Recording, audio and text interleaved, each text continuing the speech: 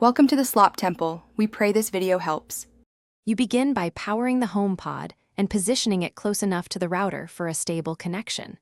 Once your iPhone or iPad has Bluetooth and Wi-Fi enabled, bring it near the HomePod. The Home app will detect it automatically. Follow the on-screen prompts to transfer settings and sign in with your Apple ID so your preferences sync.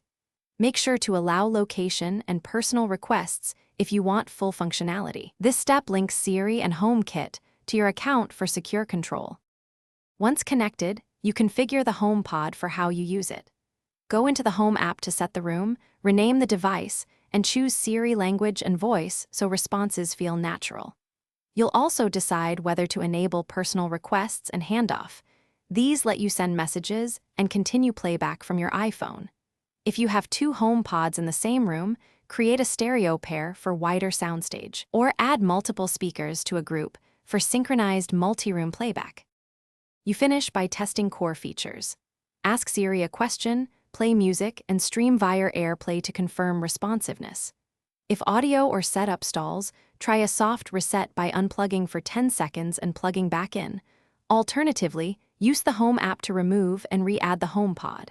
Make sure your iPhone is on the same Wi-Fi and signed into the same Apple ID. If problems persist, update iOS and the HomePod software to resolve compatibility or network issues. Thanks for watching. Consider subscribing if we helped you.